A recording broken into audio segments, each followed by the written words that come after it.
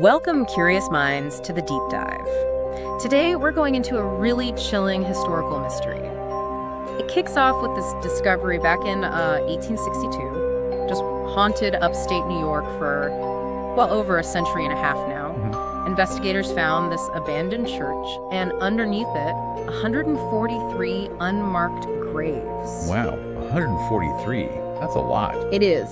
But it wasn't just the number, it was what they found inside those graves. Skeletons with fractured limbs that had actually healed before death. Healed, so they survived the initial break. Exactly. And there was clear evidence of repeated near drowning, plus these strange markings carved right into the bones. Deliberately. Carved into bone. Okay, that's incredibly disturbing. And get this.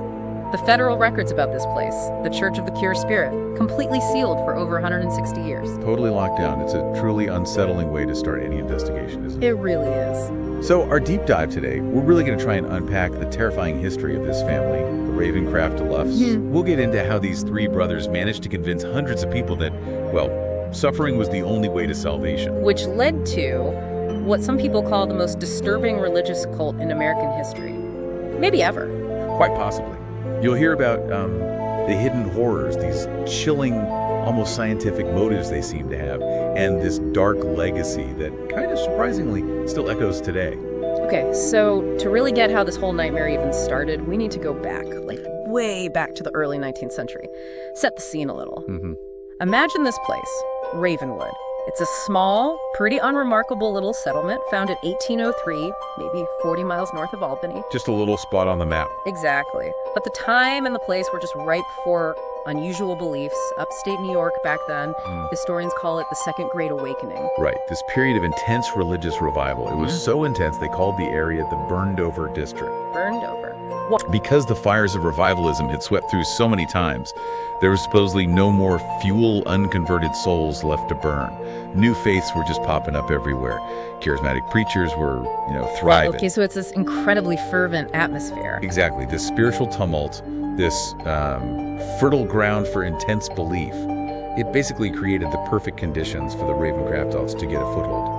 And into this scene, these three brothers arrive. When was it? Summer of 1825, the Ravencroft brothers, and each one brought this really distinct, powerful presence to Ravenwood.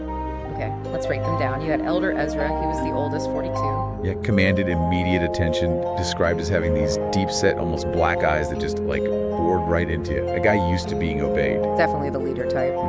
Then there was a Deacon Silas, 39. He was the scholar. Picture him. Wire-rimmed glasses, maybe. Yeah. Slender fingers always stained with ink.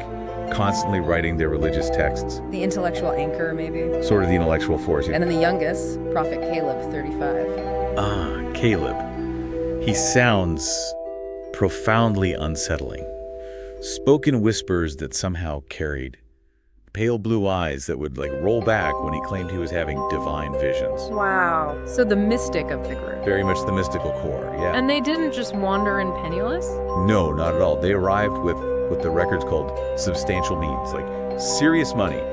Bought a big piece of land right away just outside Ravenwood. And that's where they built this church, the Church of the Pure Spirit. Right. And it was obvious from the get-go, this wasn't your average meeting house. Dark stone, octagonal shape. Octagonal, weird. Yeah, unusual. And this incredibly tall steeple for such a remote place.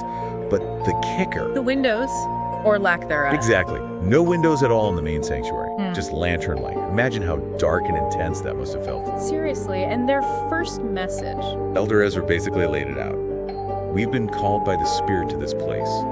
We bring the true message of purification through tribulation. Tribulation, suffering, right from the start. Their doctrine, it seems simple on the surface.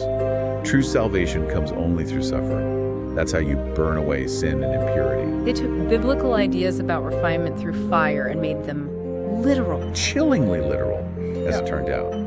Deacon Silas would explain, the flesh is the vessel of sin, therefore the flesh must be tested, tried, and purified through tribulation. He actually said, only when the body has been broken can the spirit truly soar. Wow. That's intense framing. It is, and people bought into it. Their congregation grew pretty steadily that first year. Who was joining? Was it a specific type of person? It was actually really diverse. You had the desperately poor, looking for some kind of purpose, people deeply troubled, seeking redemption. Mm-hmm. But also, interestingly, some wealthy folks looking for spiritual experiences they weren't getting elsewhere. So across the board, really. Yeah, there's this account from a woman named Margaret Wilkins, a widow, lost her family, apparently thinking about ending her life. Oh, wow. She wrote in her journal how Elder Ezra just looked at her like he could see her thoughts and told her her suffering had meaning. It was preparing her for a greater purpose. For her, it gave life meaning again. That's powerful manipulation right there, finding the vulnerable point. Absolutely. And once they had people hooked, they started solidifying that control. By 1827, maybe 100 members. And then came the requests for donations. Oh yeah, property, savings. The explanation was always that worldly attachments held you back spiritually. The most devoted were invited to become vessels of the Spirit. Vessels of the Spirit. Sounds important. What did that involve? More intense purification rituals. At first they seemed, well, not benign, but maybe within the realm of extreme religious practice back then. Like what? Extended fasting, praying all night. These rituals with ice-cold water meant to symbolize drowning your old sinful self. Okay, so intense, but maybe not outright torture yet. Not yet, but that's where the real psychological manipulation kicked in, wasn't The frog in the slowly heating water analogy. it? Exactly that. They were gradually desensitizing everyone, pushing the boundaries bit by bit, so people accepted more and more extreme things without maybe even realizing how dangerous it was becoming. This wasn't just about faith anymore, it was conditioning. Pure conditioning. And this is where it really starts to turn dark, isn't it? 1829, they start building these underground chambers beneath the church. Yeah, by then, the Ravencroft offs had, total control over their followers' lives, their thoughts, even their bodies. The stage was absolutely set. And Prophet Caleb apparently said something chilling around then. He reportedly told his brothers, "The sheep have been gathered, now begins the true work of the shepherd." Gives you chills. So the true work begins. The real transformation, the pivot point for the church, seems to have been a specific date. December 21st, 1829, the winter solstice. Winter solstice, significant timing. Very. And secret church documents found later called what happened that night the First Ascension. It basically set the horrifying template for everything that followed. What happened? How did it start? Elder Ezra announced that Prophet Caleb had received this major vision. He called the whole congregation, maybe 150 people, into that windowless sanctuary. Just lantern light again? No, this time it was different. Just 12 huge candles arranged in this enormous spiral pattern, carved right into the floor. It wound inwards to a central platform. A spiral. Yeah. Okay, symbolic, I guess. Definitely. We have testimony from a guy named Thomas Hartford, a blacksmith who managed to escape later. He described Ezra seeming unusually intense, proclaiming, "The Spirit grows impatient with our progress." Impatient. Uh-oh. Yeah. Then Prophet Caleb comes out. Hartford said he looked unnaturally pale, his movements were jerky, eyes rolled back in his head. Oh. He starts making these sounds, guttural noises, high-pitched wails, claiming it's the tongue of angels. Yeah. Lasts several minutes, then he collapses. Collapses. Then gets right back up, speaks in his normal voice, but with this mesmerizing authority. And he announces that 3 members, Sarah Pembroke, Michael Collins, Rebecca Winters, have been chosen for the honor of First Ascension. Honor. What did that mean? They were led to that central platform.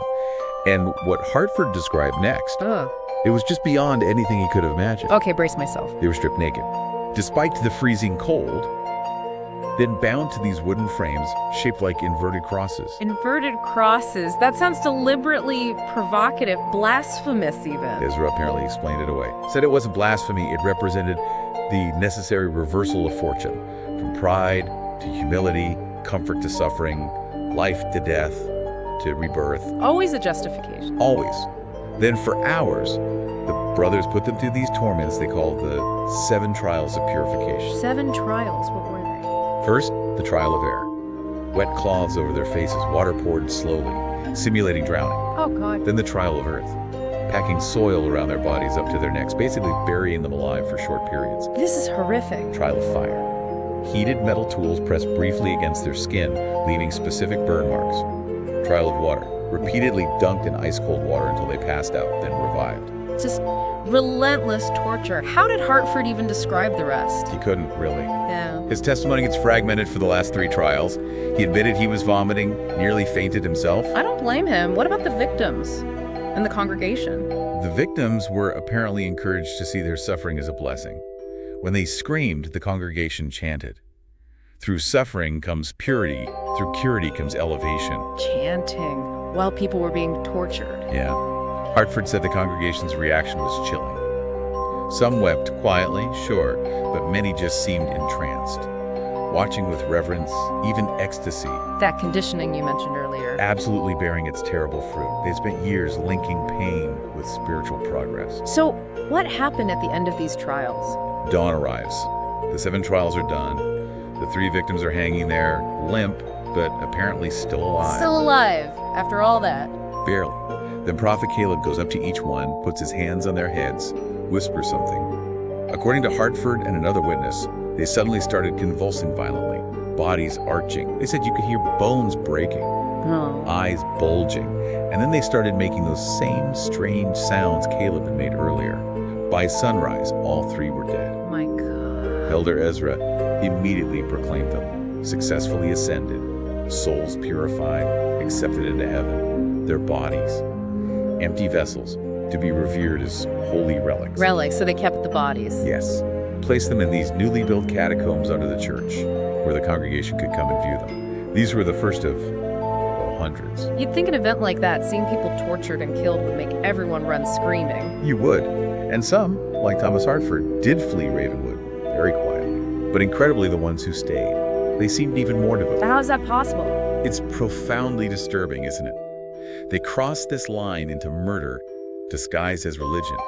And their control actually strengthened. It says something terrifying about human psychology, about susceptibility. Death became a sacrament. Exactly. Within the Church of the Pure Spirit, death was now a holy ritual.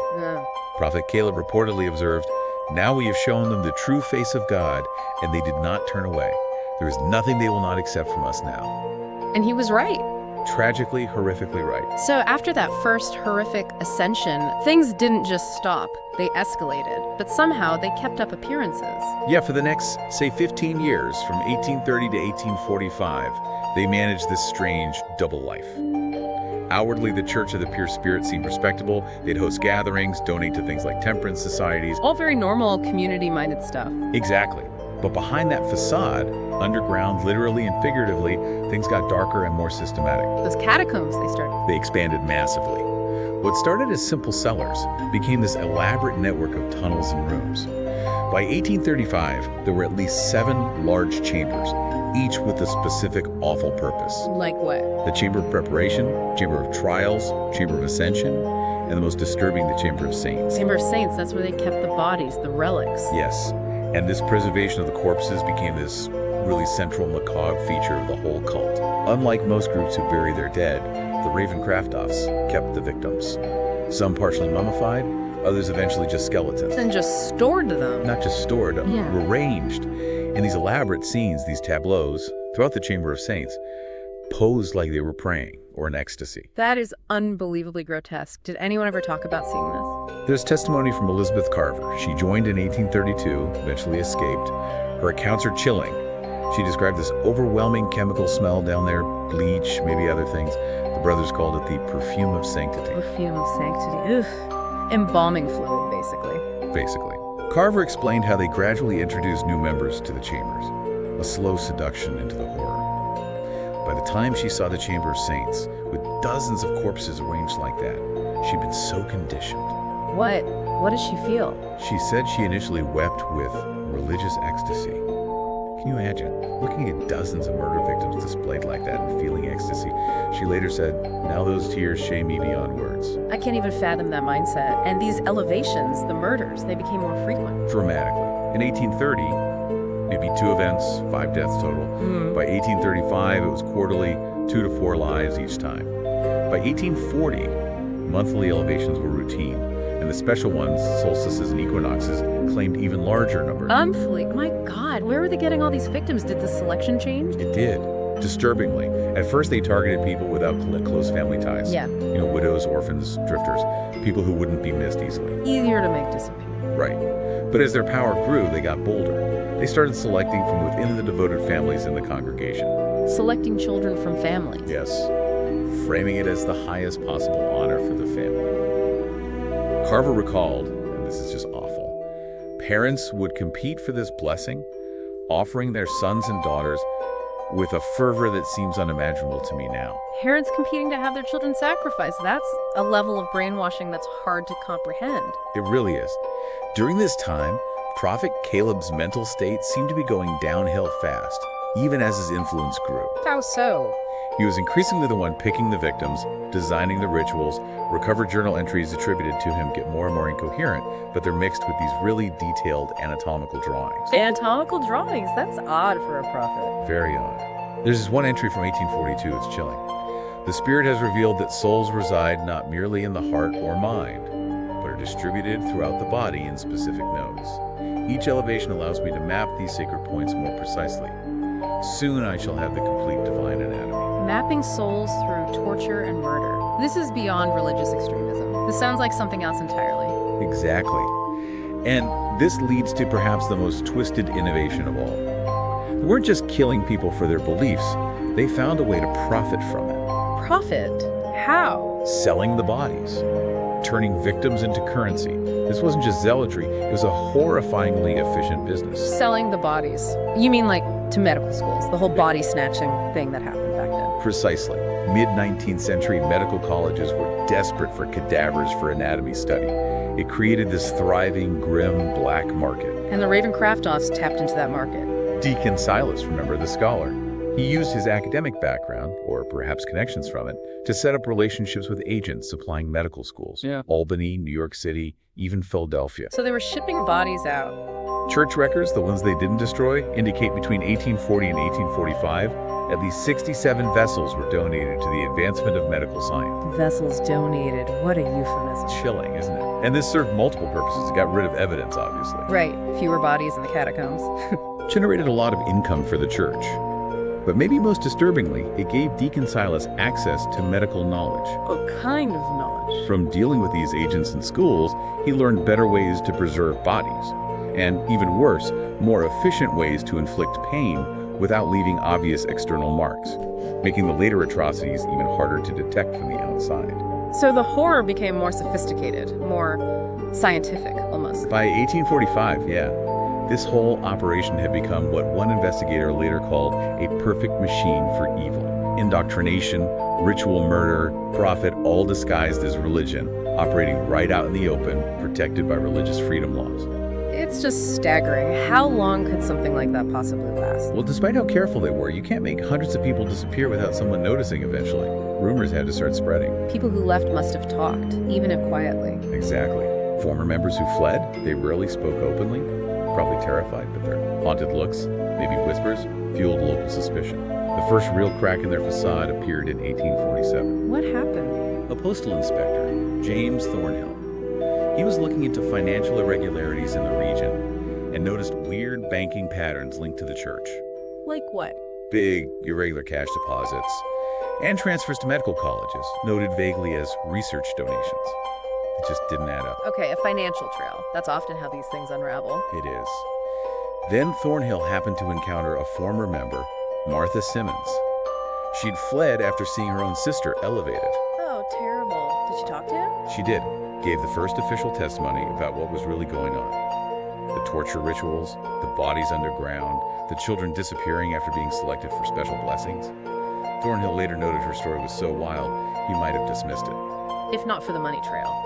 Exactly. If it hadn't perfectly matched the financial oddities he'd already found. But still, taking action against a church back then must have been hard. Extremely hard. Authorities were really reluctant without absolute proof. The next piece came from a doctor in Albany, Dr. William Garrett. What did he find? He started getting suspicious about some of the cadavers his college received, allegedly from the church. They showed signs of systematic anti-mortem trauma. Injuries before death, like those healed fractures found later. Precisely. Injuries sustained before death, some partially healed, and consistent causes of death asphyxiation combined with extreme physical stress, things like that. In 1850, Garrett secretly contacted Thornhill. That was the first real scientific evidence. Okay, so the net is tightening, but the final unraveling, it came from inside. In the most dramatic way possible, from Prophet Caleb himself. His mental state, already fragile, just completely imploded in the spring of 1851. What happened? Violent episodes, bizarre prophecies. It became too much even for the inner circle. Ezra and Silas actually locked him up in a special room deep in the catacombs. They imprisoned their own brother. Seems so. But on the night of June 17th, 1851, Caleb escaped. Oh, wow. Where did he go? Straight into Ravenwood's town square, during a public gathering, naked, covered in self-inflicted wounds. Oh my God, in front of everyone. Yes, and he started shouting, describing the rituals under the church in explicit detail, screaming things like, 217 vessels have been emptied and the Spirit has filled me with their essence. 217, he gave a number. He did, and then, incredibly, he started drawing maps, right there in the dirt. Detailed maps of the catacombs, hidden entrances, the Chamber of Saints. That was it. The whole thing blew wide open. That had to be the tipping point. Caleb's public confession, the maps. Absolutely. Thornhill finally got authorization for a full official investigation. But word travels fast. News of Caleb being detained reached Ezra and Silas before the authorities could raid the church. And they had a plan for that, didn't they? They did. Show their ruthless efficiency. Immediately put a contingency plan into action. The cleansing flame. A fire to destroy evidence. A very controlled fire. The inner circle scrambled to remove the most damning stuff, financial ledgers, recent bodies from the catacombs. Then they set fires in the main church building, specifically targeting certain areas while leaving others intact, trying to make it look like a tragic accident. But investigators still went in. Oh yeah. Despite the fire damage, and the fact that the brothers had also deliberately flooded parts of the tunnels, they found plenty. Like what? Specialized restraints, tools clearly modified for torture, chemical compounds used for embalming. Yeah. But the worst was the Chamber of Saints. Even after they tried to clear it out. Even then, they found dozens of human remains in different states, skeletons posed in those supplicating positions, and, horrifyingly, small side chambers with children's remains positioned like they were playing, but with clear signs of violent death. Children posed as if playing. It's just sickening. It is. But the absolute smoking gun, the thing that nailed them, it was Deacon Silas's hidden ledger. They missed it in the cleanup. Found in a secret compartment under his personal quarters. His own handwriting. Documenting every single elevation from 1829 to 1851. Everything. Names, dates, methods used, what happened to the remains, including which ones were sold off, and entries explicitly mentioning directions given by and participation from all three brothers. No ambiguity. That ledger must have been devastating in court. It was crucial. But it also pointed the investigation in an even more sinister direction. This wasn't just a horrifying cult anymore. What else could it be? Systematic human experimentation. The experimentation, like scientific experiments. Masquerading as spiritual purification, yes.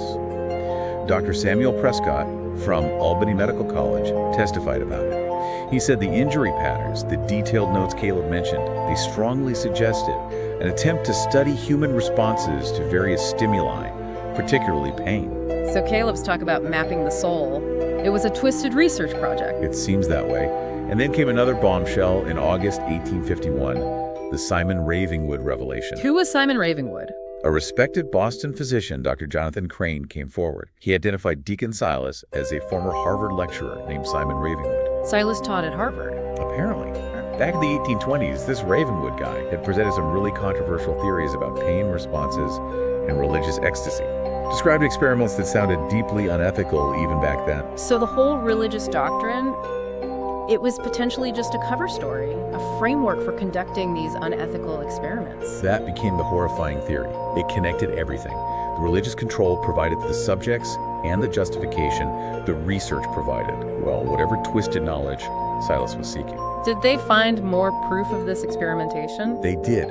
Hundreds of notebooks found hidden beneath Silas's quarters, filled with incredibly detailed anatomical drawings, experimental protocols, cold clinical observations. Oh no, like what kind of observations? Just nightmarish stuff. Things like Subject 157 maintained consciousness for 47 minutes after removal of redacted heart. Yeah. Just clinical notes on unimaginable suffering. Unbelievable. How did Ezra react when confronted with all this? The experiments, Silas's past. His reaction was telling. Apparently, when interrogated with this new evidence, his whole composure finally broke. He just started laughing. Laughed for almost a minute straight. Yeah. Then he said, "You understand nothing. The Spirit has many names. Some call it God, others science. We merely sought knowledge that others were too weak to pursue." He admitted it, framed it as scientific pursuit. He did. And he doubled down, claiming their victims' suffering had purpose, their deaths had meaning. No remorse, just this chilling, twisted justification. It just gets worse and worse. Was there more? There was. The church accountant, Samuel Parsons, broke down and revealed there was a second facility, a remote place 40 miles from Ravenwood called the Garden. The garden, what happened there? Parsons called it the place for special research. Subjects weren't just killed in rituals. Some were kept alive for weeks, maybe months, for prolonged experiments. Kept alive, God. And the most sickening part, a separate building at the Garden with small cells, equipment sized for children. Parsons revealed at least 37 children had been held there specifically for these experiments. 37 children experimented on for months. It's almost impossible to comprehend. And letters found later showed they had a whole system for acquiring victims, especially for the Garden. Not just church members anymore. No. Targeting travelers, immigrants, people unlikely to be missed quickly. It shifted the whole case again. This wasn't just internal cult activity. It was organized abduction and serial murder on a terrifying scale for both profit and this grotesque research. It makes sense now why that investigator Blackwood suspected they'd only scratched the surface. Exactly. Daniel Blackwood felt early on they'd uncovered merely the visible portion of something far more extensive. His fears, as we'll see, were tragically well-founded. So all this horror leads to a trial. January 1852, Albany. Must have been huge news. Oh, absolutely. The trial of Elder Ezra and Deacon Silas Ravencroft was dubbed the trial of the century at the time. Unprecedented security, massive public interest. The prosecution laid out the case methodically over 6 weeks. Over 100 witnesses. Including survivors and family members? Yes. Sarah Wilkinson's testimony was particularly powerful. Her daughter, Emma, 16, had ascended. Wilkinson described receiving strange, stilted letters, then being told she couldn't see the body because it had been sanctified. Heartbreaking stuff. And the defense? What could they possibly argue? They tried the religious freedom angle. Claimed participation was voluntary, but it just fell apart under cross-examination. How so? Survivors testified about the coercion, the deception, the drugs they were sometimes given. And then the prosecution dropped the evidence from the Garden, records clearly showing abduction. That pretty much destroyed the voluntary participation defense. So the evidence was overwhelming. Did the brothers testify? Silas didn't, but on March 2nd, 1852, Elder Ezra, against his lawyer's frantic advice, insisted on testifying. Ezra testified. What did he say? For nearly 4 hours, without notes, he basically delivered another sermon from the witness stand. A bizarre mix of mysticism and what sounded like scientific rationalism. Did he deny anything? Show remorse? Denied nothing. Expressed zero remorse. Just repeated that death comes to all. We merely gave it purpose. Unbelievable arrogance. What about the children at the Garden? When asked about them, his response was possibly the most chilling thing he said. The young vessel receives the Spirit most purely. Their observations were most valuable precisely because they were unclouded by preconception. Oh my God. He called experimenting on children valuable observations. Yes, there was chaos in the courtroom. A man whose son had disappeared tried to attack Ezra right there. Ezra apparently didn't even flinch. Just pure evil seems like the only word. The verdict Came quickly. The jury was out for less than 3 hours, guilty on all counts. March 10th, 1852, Judge William Blackwood sentenced both brothers to death by hanging. So, justice served. End of the story. You would think so. But this story takes one final, utterly bizarre What turn. happened? First, on March 20th, just 10 days after sentencing, Prophet Caleb dies mysteriously in the asylum where he was being held. Convenient timing. Then, on April 7th, a few weeks later, a massive fire breaks out in the Albany jail holding Ezra and Silas. A fire. In the jail. Seriously. Seriously. After the fire, Deacon Silas's body was reportedly identified among the dead. But Elder Ezra vanished. Just gone. He escaped during the fire. That's the official story. The manhunt was enormous, the biggest in New York history up to that point. But Elder Ezra was never found. Was it really an accident? The fire? Was the body really Silas? Huge questions lingered. Suspicions about the fire being deliberately set. Doubts about the identification of Silas's body. Apparently it was badly burned. And then there was the matter of a $30,000 withdrawal, a massive sum back then, from a church account by a known devoted follower just days before the fire. Smells like an escape plan, maybe involving bribery or outside help. It certainly left a huge shadow of doubt. Ezra might not have just escaped. He might have been helped to escape. And did the horror stop there, with Ezra gone? No. Then came the aftermath murders. June 1852, a physician in Baltimore, Dr. Edward Mitchell, someone who had consulted on the medical evidence for the prosecution, found murdered. How? Ritually. Posed identically to the elevated victims from the church. with a note pinned to his chest. The spirit sees all who betray its work. So followers were still active and taking revenge. Exactly. 2 other physicians connected to the case were murdered in similar ways shortly after. It strongly suggested a network of loyalists still operating, systematically silencing those who helped bring the Ravencroft down. Which supports Blackwood's fear. Investigator Blackwood became utterly convinced Ezra hadn't just run away, but had actually reconstituted his operation somewhere else. He wrote that the Ravencroft case was not the end of a criminal enterprise, but merely its exposure. A chilling thought that the evil wasn't destroyed, just driven back underground. And was Blackwood right? Did anything else surface? Disturbingly, yes. His assessment proved prophetic. 10 years later, 1862, the same year those initial graves were found. Interesting. What happened in 62? A small abandoned church was found near the Massachusetts-Vermont border, calling itself the Sanctuary of Divine Understanding. Inside, evidence of recent ritual activities, very consistent with the Ravencroft methods. Ezra again? The most disturbing find was a journal, confirmed as Elder Ezra's handwriting. The last entry, dated just 3 days before the place was discovered, read, "The work continues. 100 years from now, when the full truth emerges, all will recognize our sacrifice." The work continues. And a prediction about 100 years. So around the 1960s, did he just vanish after that? No confirmed sighting of Ezra ever again after the jail fire.